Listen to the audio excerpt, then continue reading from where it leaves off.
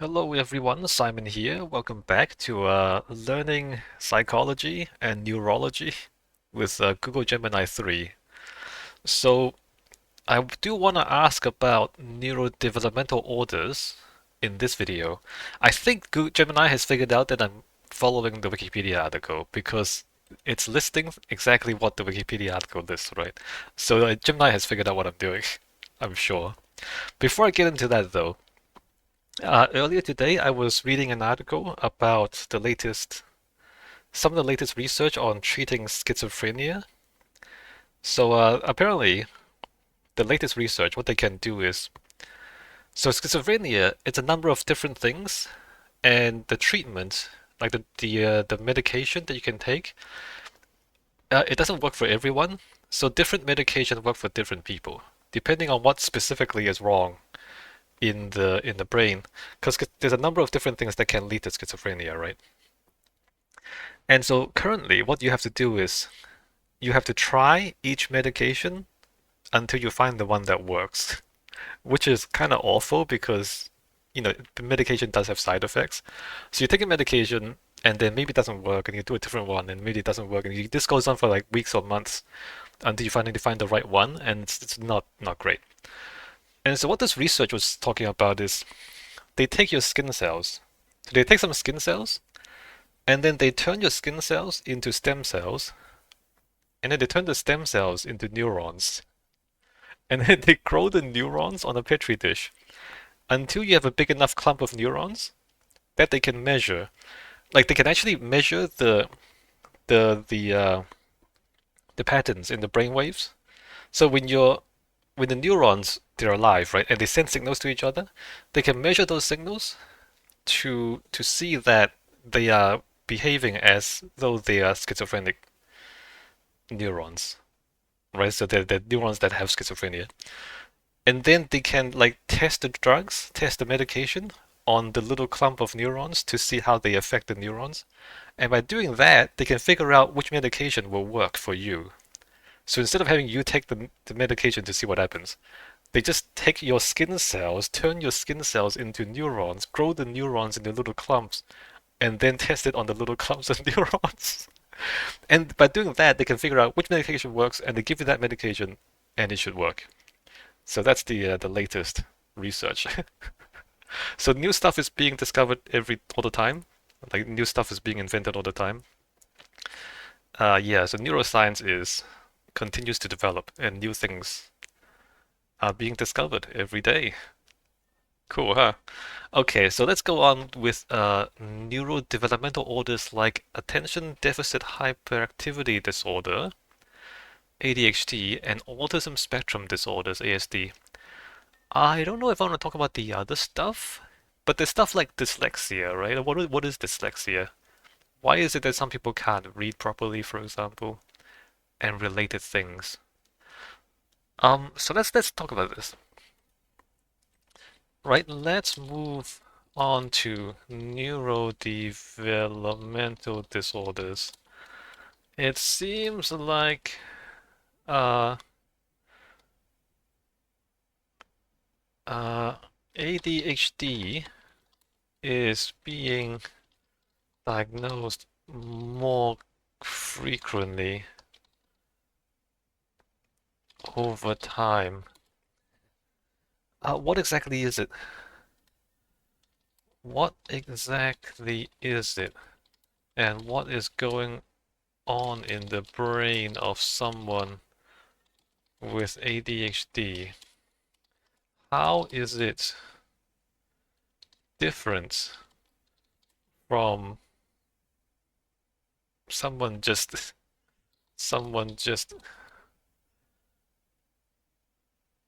not being interested in what they're doing? Just not finding their work interesting. It's, like what is like at what point is it attention deficit or do they just don't want to do it, right? Because you have like kids at school and they're like not paying attention and you diagnose them with ADHD. Is it that they have ADHD or they're just bored in class? They just don't like the class, right? Like what's the difference? ADHD, attention deficit hyperactivity disorder, is perhaps the most misunderstood basement to penthouse communication error. It is a disorder of knowing what it is not a disorder of knowing what to do, but rather a disorder of doing what you know. Hmm. In a three-story house, the ADHD brain has a prefrontal cortex that is physically underpowered. It's not that the prefrontal cortex is lazy, it is that the prefrontal cortex is trying to run a Fortune 500 company while their computer keeps crashing and their phone won't stop ringing. Right. So the prefrontal cortex is underpowered. But why? Right? One, the dopamine reward gap. To understand ADHD, we have to look at the fuel of the brain, dopamine. So dopamine is the neurotransmitter that motivates you into doing things. In a neurotypical brain, dopamine is released in anticipation of a reward. This allows you to do a boring task like laundry because your brain simulates the reward of having clean clothes later. Right. So this is like your delayed gratification. The brain is compensating for a lack of actual gratification by releasing dopamine to make you feel like you're doing something good, even though you don't get the actual reward until later, but you're getting rewarded now for doing the right thing. The malfunction. The ADHD brain has a dopamine deficiency or a problem with dopamine receptors. So one of two possible things, but either way, the dopamine is not working. The consequence, the brain cannot simulate future rewards. It is dopamine starved. This leads to interest-based nervous system. The brain will only engage with things that provide an immediate dopamine hit, like video games, social media, or high-stakes emergency. Right, so it can't do delayed gratification. It can only do gratification right now, right? I mean, even video games, some video games. Some video games you have to play a long time before you get any rewards. Whereas some video games, yeah, you're just getting dopamine hits all the time. Social media, it's famous for uh, frequent dopamine hits. The filter failure, the default mode network. We've discussed the default mode network, the daydreaming mode, and the task positive network, the doing mode. Right, so this is the part that thinks about what to do, and then this is the part that does it. The glitch. In a neurotypical brain, these work like a seesaw. When one is on, the other is off. In an ADHD brain, the DMN doesn't work, doesn't turn off. The default mode network doesn't turn off. Huh. So normally you think of something and then you do it. And when you're doing it, you stop thinking of things, right? You finish doing it, then you start thinking of doing other things again. In the ADHD brain, the part that thinks about doing things doesn't turn off. So as you're doing things, you're also thinking about other things, and so you get distracted. The experience, when an ADHD person tries to focus on work, the task positive network, the daydreaming mode, the default mode network, is still screaming in the background. It's like trying to listen to a lecture while a radio is playing static at the same volume in your ear. Right. ADHD versus just not interested. This is the razor's edge for your students. The difference lie in executive function, not willpower, right? So when you're just bored, persistence can force focus if the consequences are high, right? You can force yourself to do a boring thing if you had to. Like if somebody pays you $1,000 to do it, you can do it. Whereas ADHD, consequences like a firing often aren't enough to wake up the CEO, right? So even if somebody offers you $1,000 to do it, you still can't do it. Wild. Like they just can't focus, even when it's high stakes. The scope, dislike specific tasks, for example, math class, like you dislike certain things. ADHD struggles with all tasks requiring sustained mental effort. So they can't do like so this like if you just don't like something and you don't want to do it, that applies to a narrow range of things. Well, relatively narrow range of things. Whereas ADHD applies to everything. Like it's not like they're bad at math, but I don't know, good at arts or something. is that they're bad at everything. They're bad at math and art and everything else. Physicality can sit still, just sighs a lot. I mean, they can do it, they just don't like it. Whereas ADHD often shows psychomotor agitation, fidgeting, as a way to stimulate the brain's arousal. So they can't sit still. Regulation can manage time and emotions, versus struggles with time blindness and emotional dysregulation. Time blindness. They're not aware of how much time has passed. And also they can't control their emotions. The structural hardware, brain scans show that ADHD brains is physically different in three key areas. The prefrontal cortex, this area is often slightly smaller, or mature 3 to 5 years slower than average. This is why a 15-year-old with ADHD often has the emotional regulation of an 11-year-old. Right, so the prefrontal cortex is developing more slowly, but does that mean that given enough time they will catch up? Right? The basal ganglia, this basement structure helps with motor control and switching tasks. In ADHD, this switch is rusty, making it hard to start a task or stop a task, hyperfocus. So it's hard both to start or to stop. The cerebellum involved in timing. This is why people with ADHD often have a poor sense of time blindness. To them, there are only two times, now and not now. Huh. Why the increase in diagnoses? It isn't necessarily that the human brain changed in 20 years, it is that our environment did. The hunter in a farmer's world theory. In a high stimulation, high threat environment, hunting. An ADHD brain is actually an advantage. It's hyper aware of every sound. Well, you can imagine if you're doing a task where you're like doing a lot of different things quickly, it would work. Modern friction in our modern farmer's world, where we must sit in a cubicle for 8 hours and ignore all distractions, the ADHD's brain's natural search and explore setting becomes a disorder. See, this is what I mean. Like, maybe there's like actually nothing wrong with their brain. It's just that they're in an environment where it doesn't help them. Like, it's not actually a disorder. It's just that it's not useful, for example, in school, right? It might be useful doing other things. Um, hmm. I do want to ask about this earlier. You mentioned, hold on.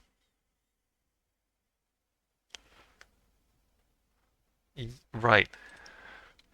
You mentioned that uh, the ADHD brain matures several years slower than average.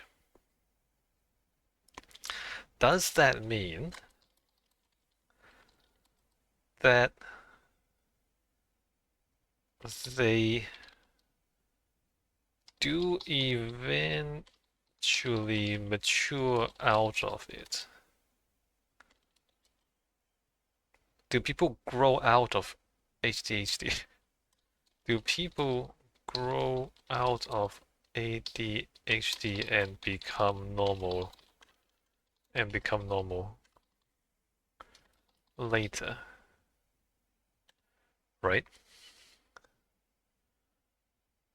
This is one of the most common questions in neurodevelopment, and the answer has changed significantly over the last 20 years. Basically, they don't know. We don't know.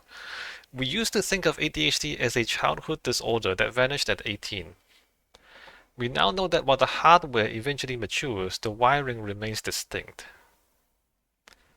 Okay, so they do mature, but they're not exactly the same. About 30 to 50% of children will see their symptoms diminish to the point where they no longer meet the clinical criteria as adults. Right. So they just grow out of it. However, for the majority, ADHD doesn't disappear, it simply evolves. I mean, that's okay. I mean, if it evolves in a way that makes it not a problem anymore, then it's not a problem. The delayed CEO, the maturity gap, right? As you noted, the prefrontal cortex in an ADHD brain typically reaches its peak thickness about 3 to 5 years later than a neurotypical brain. Right, the catch-up, by the mid to late 20s, that thin prefrontal cortex usually does thicken and catch up in size. This is why many people find their impulsivity and physical hyperactivity decrease as they enter adulthood. Seems fine. The prefrontal cortex finally has enough authority to keep the person from jumping off the couch or blurting out every thought. The permanent difference, even though the size does catch up, the connectivity, the white matter, often remains different. The roads between the penthouse and the basement are still built differently, meaning the struggle with focus and executive function often persists. I mean, okay. Hmm. From hyperactive to internalized, if you don't grow out of it, the symptoms often move from the outside of the body to the inside. Ah. Childhood ADHD, physical hyperactivity, running, climbing, inability to sit in a chair. Right, so they're just jumping around, literally jumping around.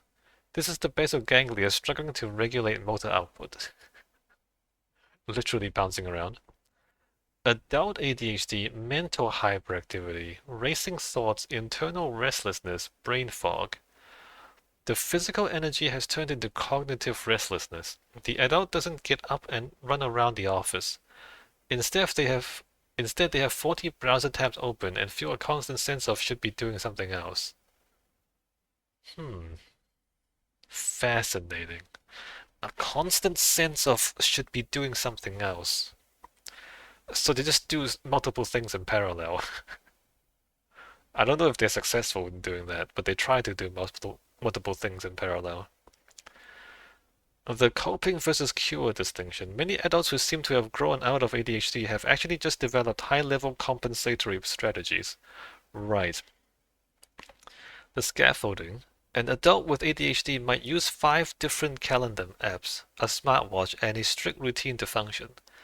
To an outsider, they look normal, but if you took away those tools, the CEO still can't manage the company.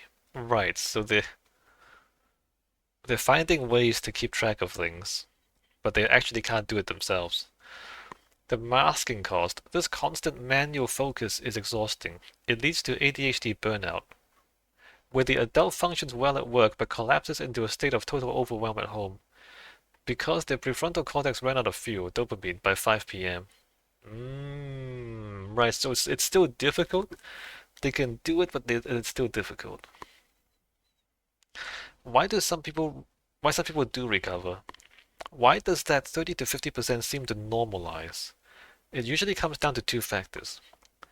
Neuroplasticity. In some individuals, the brain's pruning process, which happens in the late teens, is so efficient that it fixes the communication gaps between the default mode network and the task something network. Task what?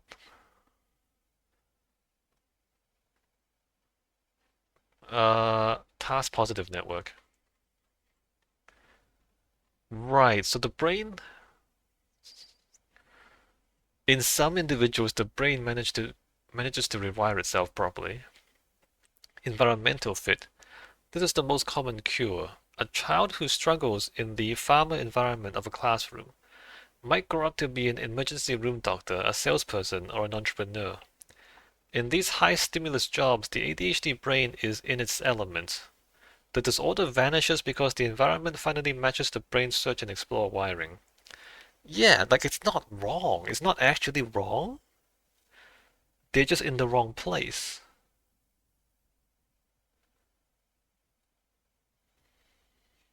Because sometimes you wonder if these so-called disorders really are a disorder, right? Hmm. Yeah, I still have doubts about ADHD. I mean, I understand that the brains really are different, and given that they have to live in the current world that we live in, they have great difficulty planning long term, right? And sticking to long term plans. I'm not sure.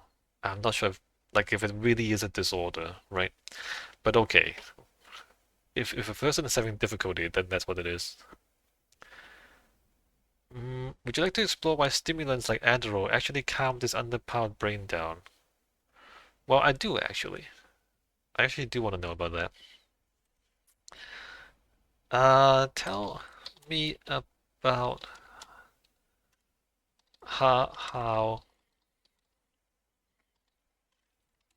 stimulants like Adderall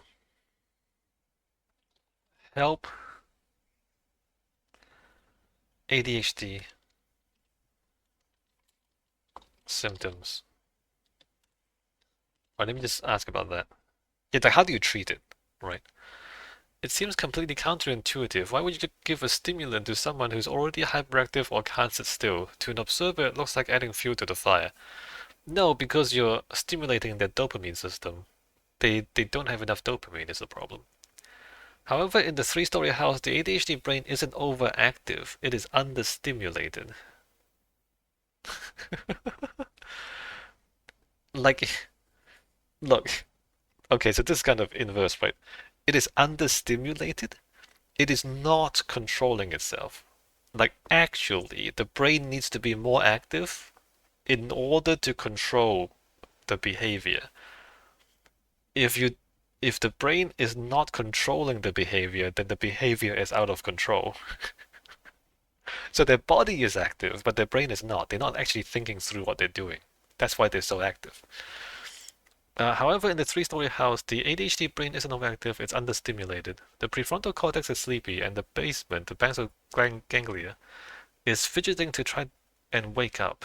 Stimulants like Adderall act as a morning coffee specifically for the prefrontal cortex. The synaptic leak, dopamine and norepinephrine. In a neurotypical brain, neurotransmitters like dopamine, reward and interest, and norepinephrine, alertness and focus, are released into the gap between neurons, the synapses, to do their job, and are then sucked back up by recyclers called transporters. In the ADHD brain, the recyclers are often too aggressive, or there isn't enough chemical release to begin with. The signal is too weak for the prefrontal cortex to hear it over the background noise of the brain. Right, so the brain is not actually doing anything because the signals are not there. How Adderall works. Adderall is an amphetamine. It does two things. It triggers the release of more dopamine and norepinephrine. It blocks the recyclers, forcing the chemicals to stay in the gap longer. Right, so it actually makes the neurons communicate more effectively. Turning up the signal to noise ratio. Think of the ADHD brain as a radio station that is slightly off frequency. You can hear the music, but there's a lot of static, right? The static, the dopamine. Low dopamine makes every distraction, a bird outside, a hum of the fridge, look just as important as the task, the homework. The signal, norepinephrine, low norepinephrine, makes it hard to stay awake to a boring task.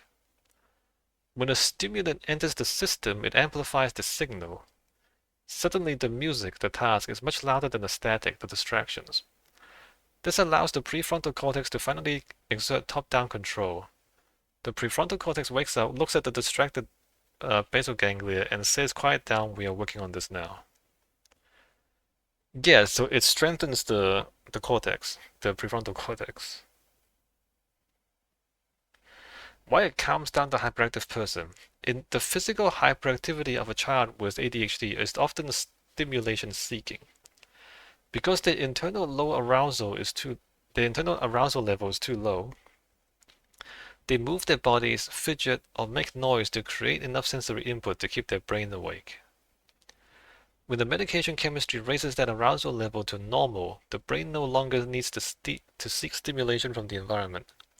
The child stops bouncing in their chair because their brain finally feels fed. Right, so they feel bored. They're bouncing around because they feel bored and they're trying to find something interesting. Like when you're in the classroom, you're supposed to be focused on whatever the teacher is teaching you, right? But because the brain can't focus, it thinks it's not doing anything. It's supposed to be in class, but it thinks it's not doing anything. So it's looking for other things to do, not realizing that they're supposed to be doing something in the class. The Goldilocks zone, the inverted U. Stimulants follow the Yerkes-Dodson law. There is a sweet spot for dopamine and norepinephrine. Too little, you get the ADHD state, distracted, lethargic. Just right, the focus state. And then too much, the crank state, anxious, jittery, obsessive. So interesting. It's just these two chemicals? This is why finding the right dose is so critical. A dose that helps one person might push another person into a state of high anxiety. That's so interesting. Right, so it's like your brain works at a certain speed. It's either too slow or too fast, and it doesn't work, right?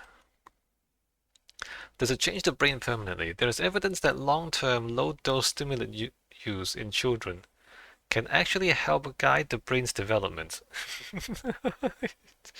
Yes, take drugs. Have your children take drugs over the long term. By allowing the prefrontal cortex to be active and engaged during those critical years of development, the executive function pathways are used more often. In the brain, neurons that fire together wire together. Yeah, so you train the brain to have a more active prefrontal cortex.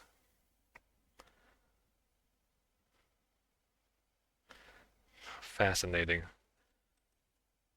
Okay, let's move on to autism spectrum disorder. Tell me about autism spectrum disorder. Uh,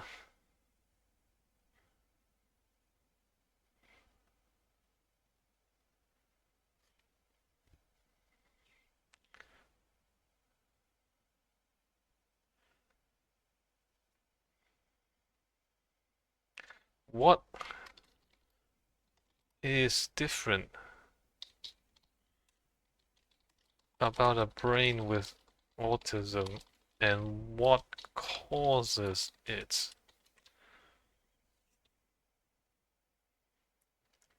In the three-story house of the brain, autism spectrum disorder, ASD, represents a fundamentally different architectural blueprint. It isn't a malfunction in the way depression or schizophrenia are. Rather, it is a neurodevelopmental variation in how the brain is wired to process information, specifically regarding social versus systemic data. While a neurotypical brain is built to prioritize social salience, noticing faces, tones, and hidden meanings, the autistic brain is often built for systemic salience, noticing patterns, details, and internal logic. Huh.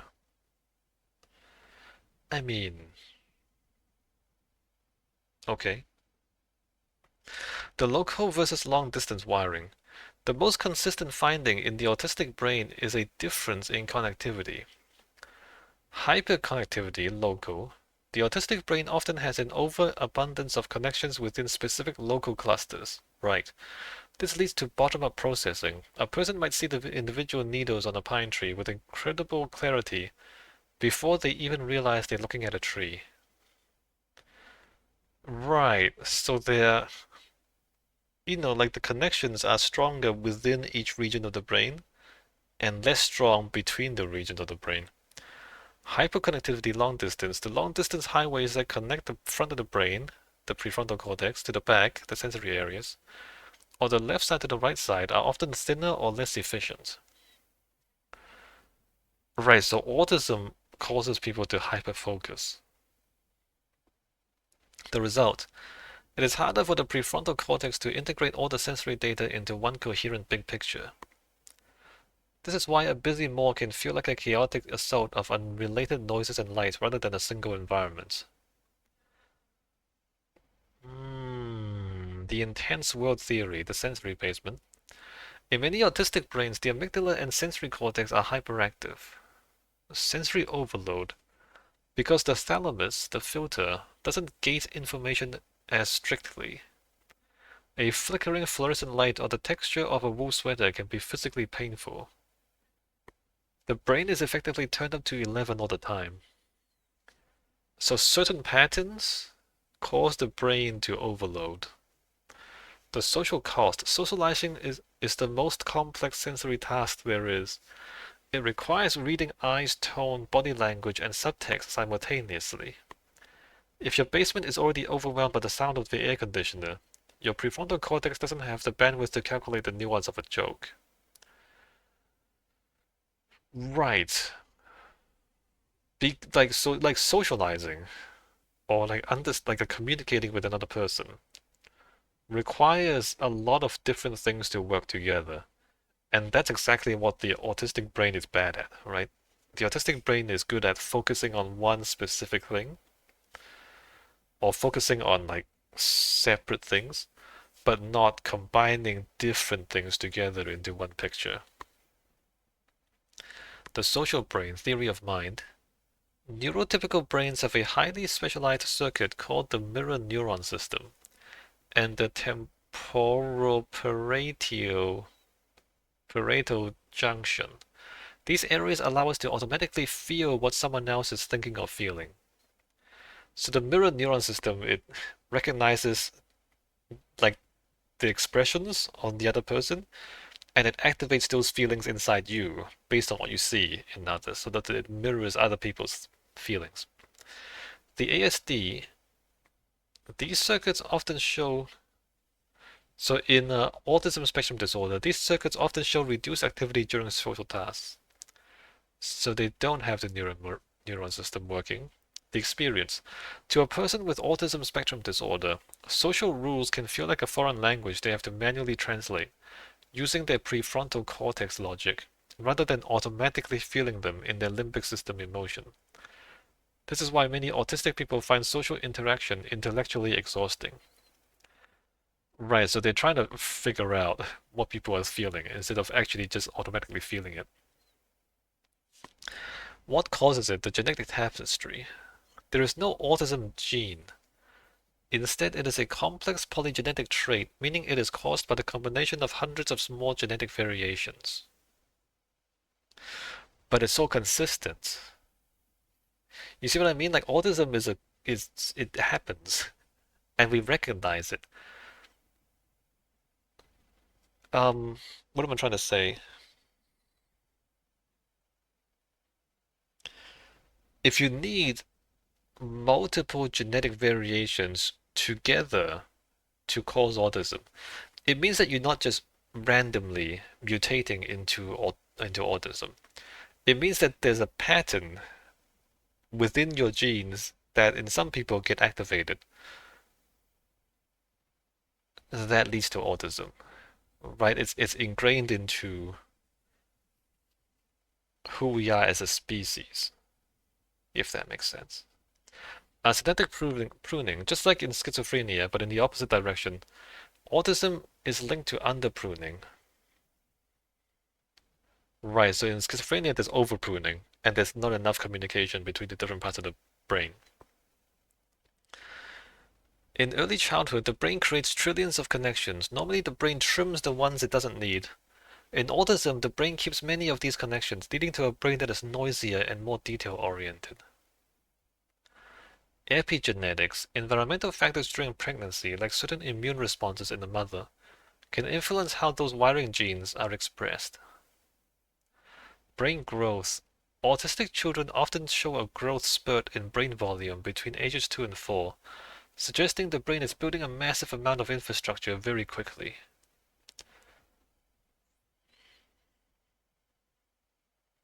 I'm just thinking, like, under what evolutionary pressures would it make sense for the brain to abandon social interaction and hyper focus on things? Like, under what conditions would that confer a survival advantage?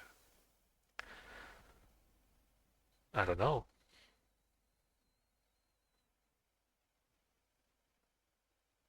I don't know. I can't think of it. Autism versus ADHD, the overlap. You will often see people with both attention deficit hyperactivity disorder and autism spectrum disorder. This is because they both involve the executive function circuits of the prefrontal cortex. Right. So in ADHD, they struggle to maintain focus, dopamine issue. In autism, they hyper-focus on specific interests, wiring issue. ADHD seeks stimulation to wake up the brain.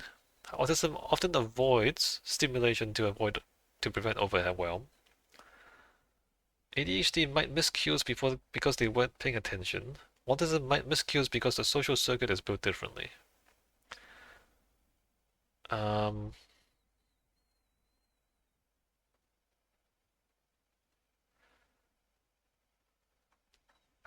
so how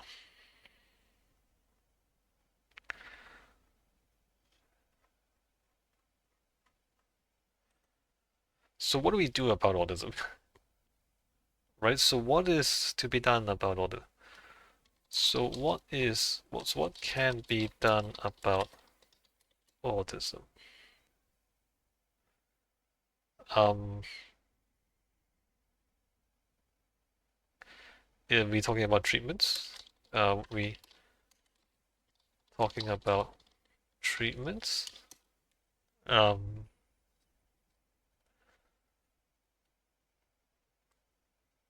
or people living in a way lifestyle or specific lifestyles that allow people to function?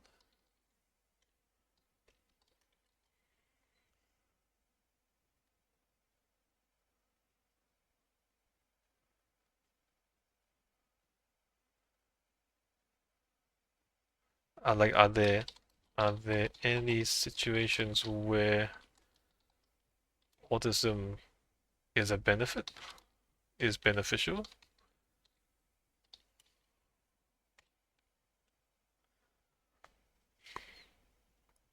Because autism is a neurodevelopmental blueprint rather than a disease. The conversation has shifted away from cures and towards support, accommodation, and optimization.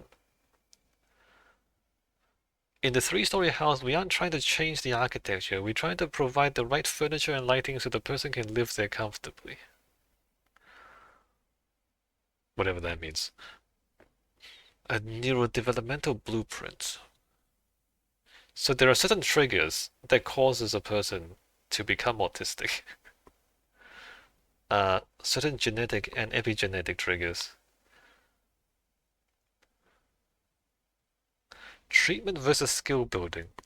There's no medication that treats autism. Oh. Instead, interventions focus on two areas. Software updates therapy.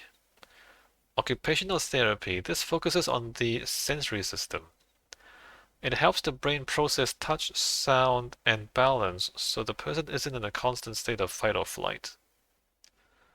Speech and language therapy. This isn't just about talking, it's about social communication. Learning the manual rules of eye contact, turn-taking, and sarcasm. They have to learn sarcasm. Like, it's something they have to learn, right? They even have to learn to look people in the eye and take turns talking. So, like, social behaviors do not come naturally to them, they have to learn it. Managing the side effects, medication. Doctors may prescribe medication for the anxiety or attention deficit hyperactivity disorder that often come with autism. I mean, anxiety. Because they're overwhelmed, right? Because they're overwhelmed by the complexity and the demands of social interactions. That's why they have anxiety problems. If the amygdala is constantly screaming because of sensory overload, anti-anxiety meds can lower the volume so the prefrontal cortex can think.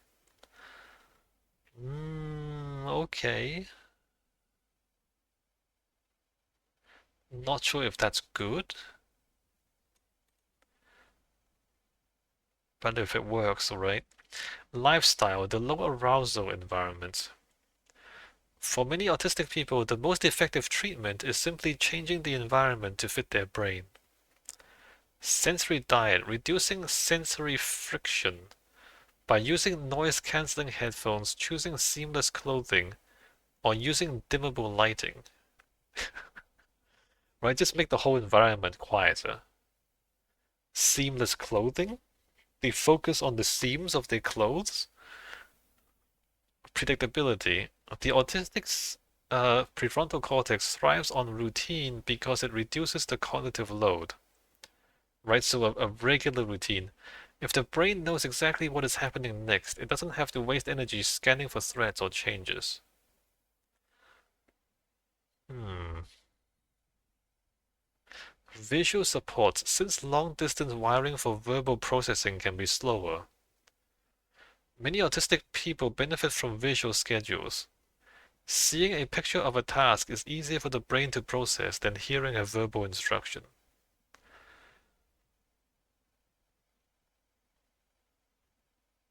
When is autism beneficial to specialist brain?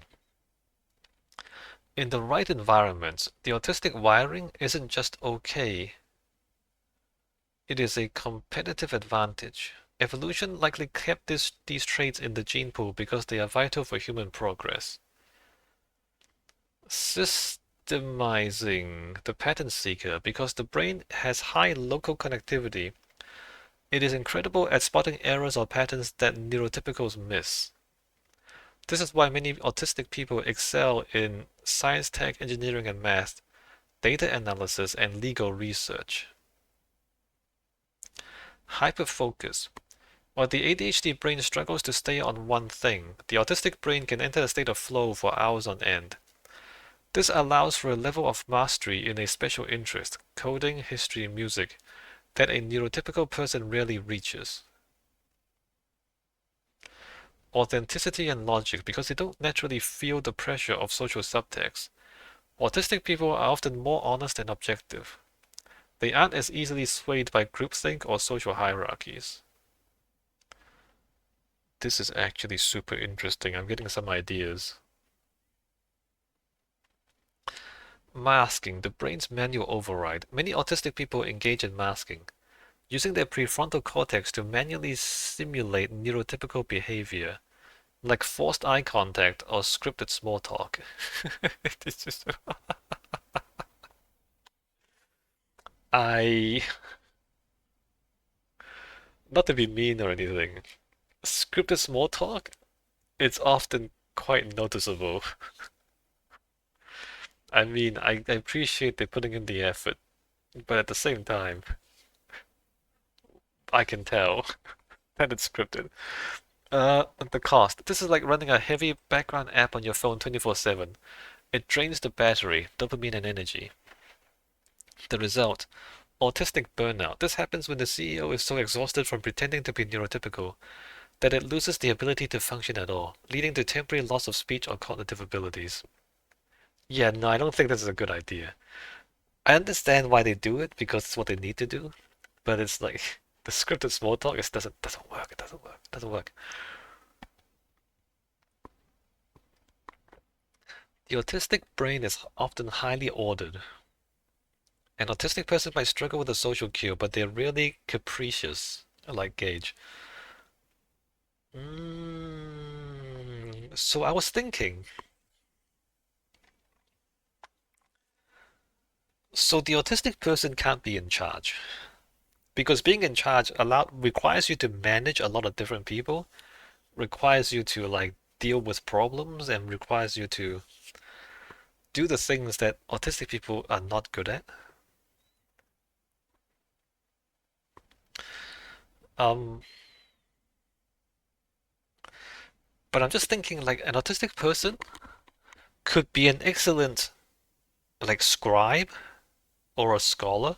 Like imagine like prehistoric, not prehistoric, like pre-industrial times, going all the way back.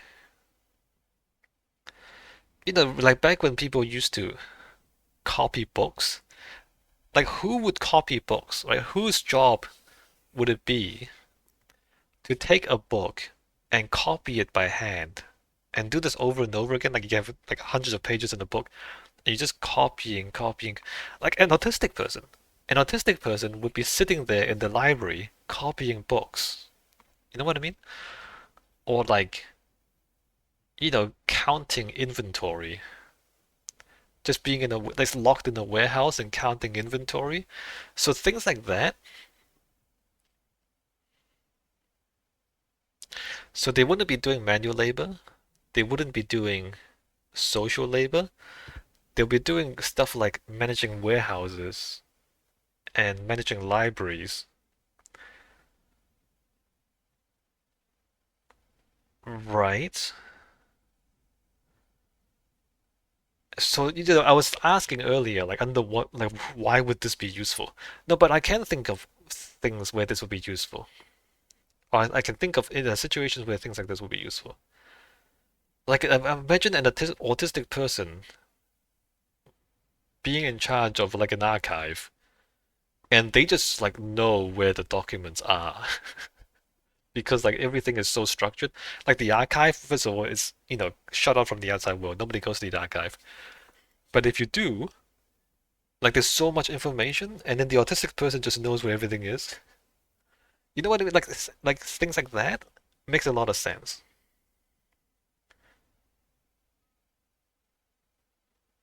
Like a scribe, somebody who just sits there and just writes down everything that happens.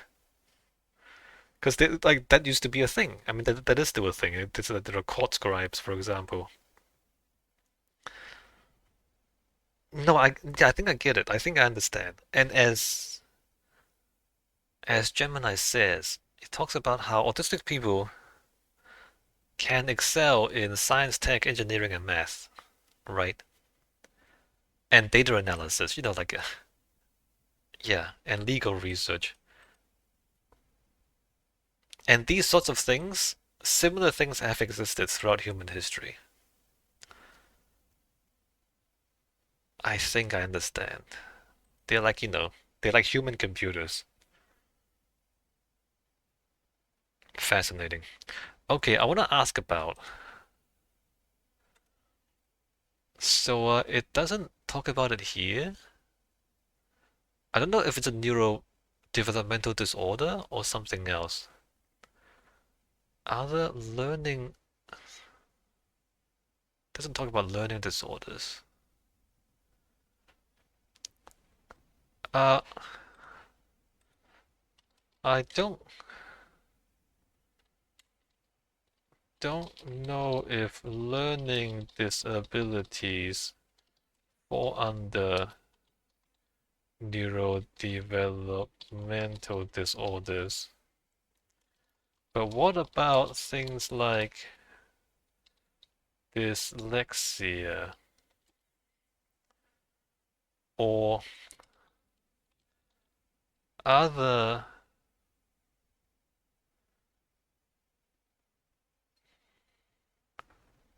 similar conditions?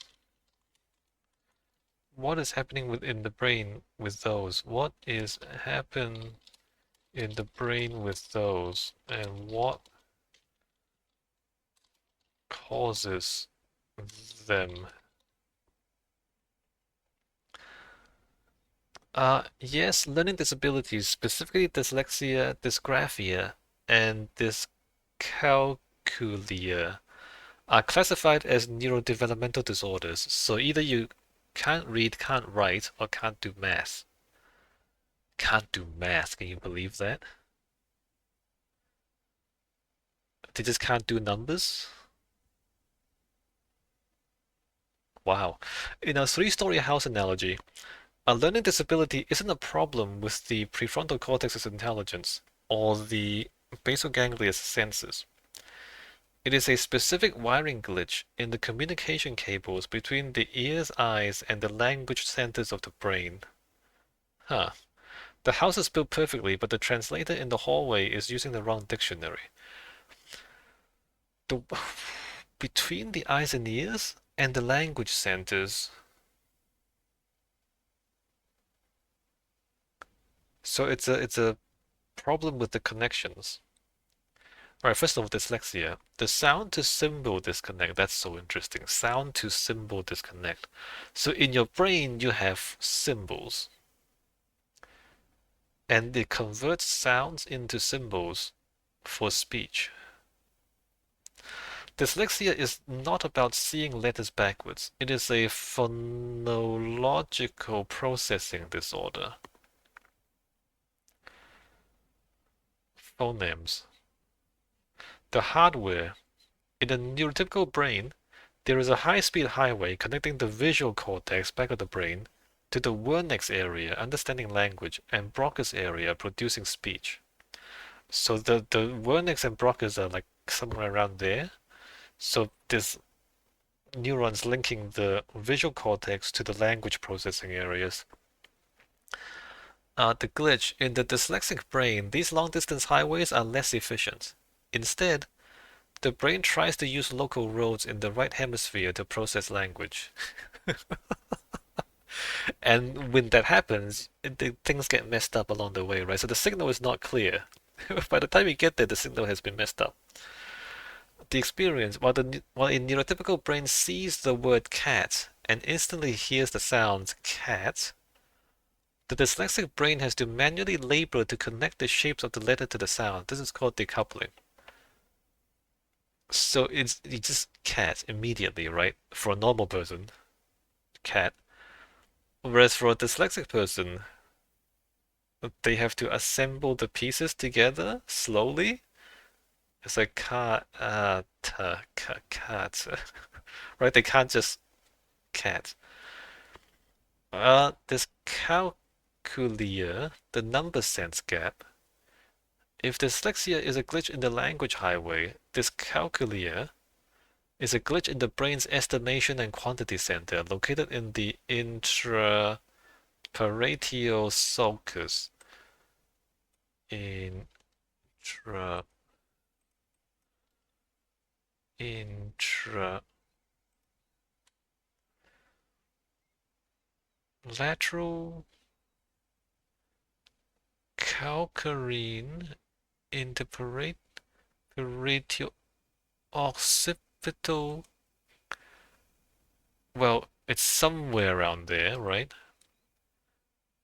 Interesting. It's not symmetrical. It's a different shape on two sides. Wild. I didn't want to do that. So there's that one. There's that one. There's that one.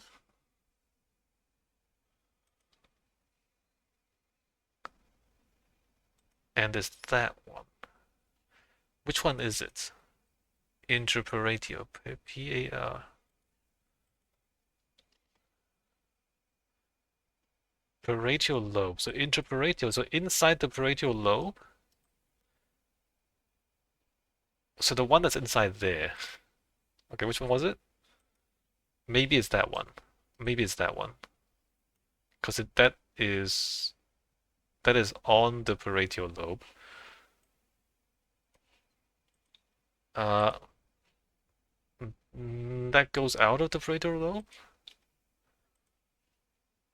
That also goes out. I think it's this one. Maybe not. Who knows? One of those. The malfunction. Most people have an innate number sense. You can tell 10 marbles are more than 3 marbles without counting.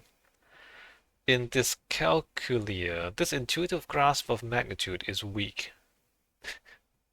You see 10 marbles, you see 3 marbles, and you're like, they're the same thing. What? Wow, okay. So they just can't. Huh. The experience. The brain struggles to understand that the symbol 5 represents a specific quantity. It's like trying to do math in a language where the numbers keep changing their meaning. Trying to do math in a language where the numbers keep changing their meaning. Because they don't associate the symbol with the value. And so the symbols, it could mean any value, you just don't know. Yeah, I mean, I don't know how much 5 is. I don't know how much 6 is. What's the difference between 5 and 6? I don't know.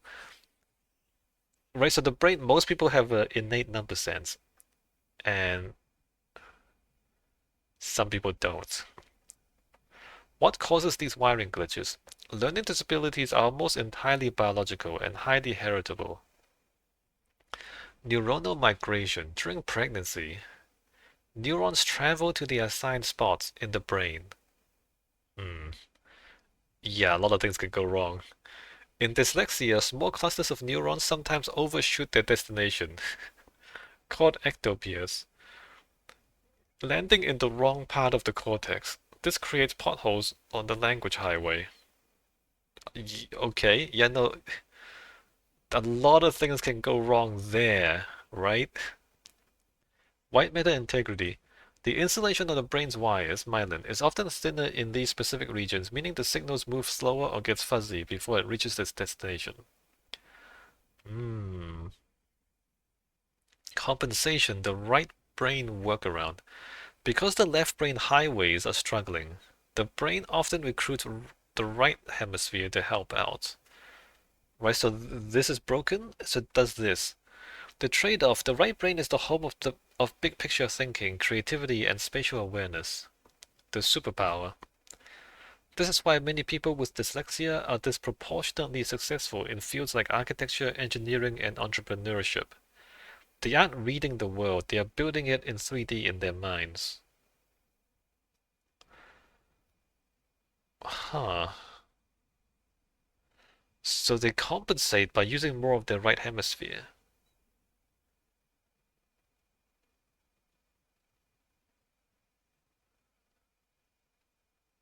It's like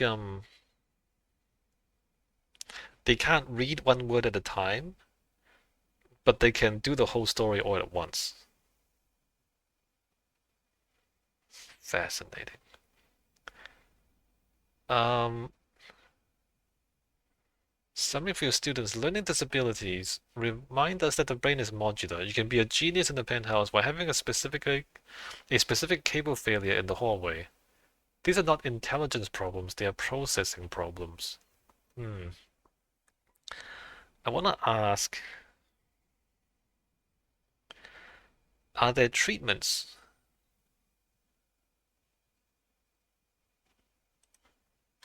Are there treatments for dyslexia, dysgraphia, and dyscalculia? Because if you know what's going wrong, oops, if you know what's going wrong, can you not just rewire them? I know we can't, right?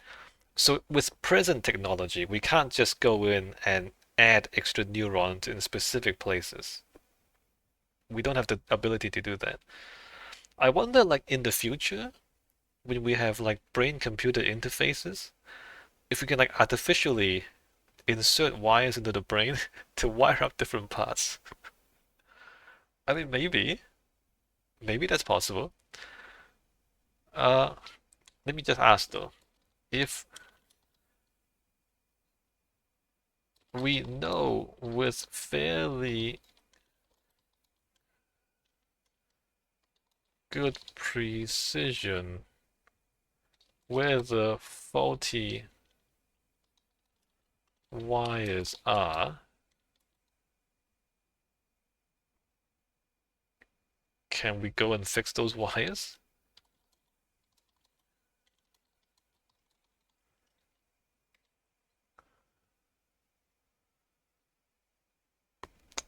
We cannot currently resolder the physical connections in the brain through surgery or medicine. Yeah, I didn't think so. Unlike a broken bone that can be set, these floaty wires are microscopic and integrated into the very structure of the cortex. However, we can achieve something called functional rewiring. Through intensive targeted training, the brain can build detours around the broken cables. Really? So you can treat it. Dyslexia, building a back road highway. We know that the primary glitch is in the left temporoparietal cortex, the area that blends sounds and letters. Right? The treatment, multisensory structured literacy.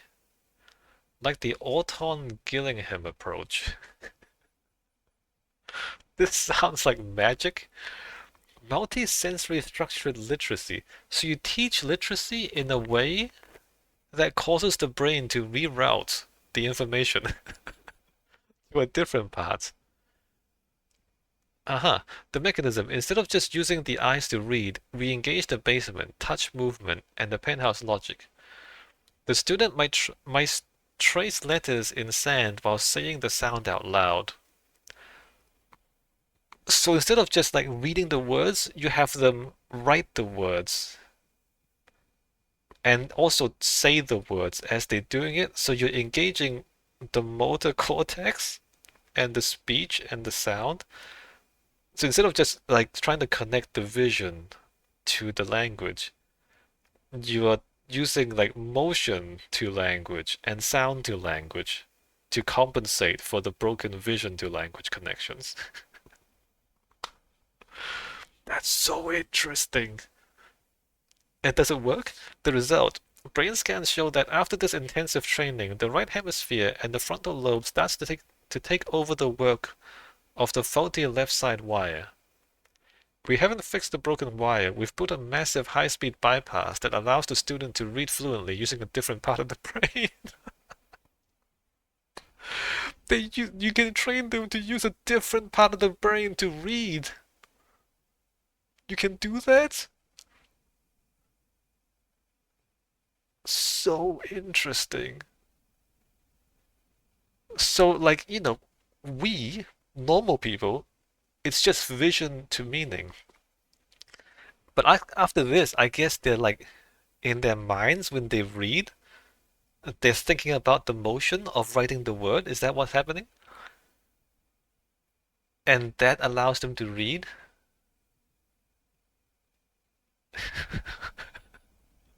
That's very cool, actually. That's very cool. Dysgraphia, the cognitive offloading strategy.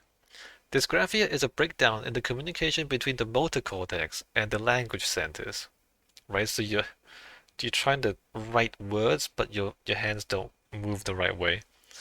The treatment, bypass and accommodation, because the wire for fine motor writing is so inefficient. It clogs up the CEO's bandwidth. The person is so busy trying to figure out how to hold the pen that they have no energy left to think of what to write, right? The solution, we switch the input method to keyboarding or speech to text. By offloading the motor task to a machine, we free up the penthouse, the CEO, to do what it's actually good at, composing ideas. So this is less interesting, right? You're using a machine to not so they don't have to write. So instead of asking them to, write words, you're just letting them type on a keyboard or just talk to a computer. That's less interesting. I mean, I'm glad it works for them, but it's not as cool as rewiring the brain, right? This calculia, strengthening the magnitude center. Since the glitch is in the interparietal sulcus, the number sense center, treatment focuses on making numbers physical. Oh. Treatment, concrete representational abstract sequencing. The mechanism, we use physical blocks, manipulatives, to represent numbers. The brain sees 5 blocks, feels 5 blocks, and eventually starts to map the symbol 5 onto that physical sensation. So, okay. So instead of associating the number 5 with the idea of 5, you give them like a block that's 5. And I've seen these blocks. Like you have counting blocks, like 1 is a little cube, and then 10 is like a rod, and then 100 is like a square, and then 1,000 is like a bigger cube. So you have these little cubes, and you associate the little cubes with the symbol. The goal to build a stronger bridge between the visual symbol and the physical quantity, effectively reinforcing the weak wiring in the parietal lobe through repetitive sensory input. And does that work? I guess that works. So you basically have to train the brain, right? Give the brain more training on understanding numbers. Can we fix the wires directly in the future? While we can't do surgery, researchers are looking at neuromodulation, like transcranial magnetic stimulation, which we discussed for delusional disorder. The experiment. Applying mild magnetic or electro stimulation to the left temporoparietal area while a student is reading. The logic. The stimulation excites the sluggish neurons, making them more likely to fire and eventually more likely to wire together.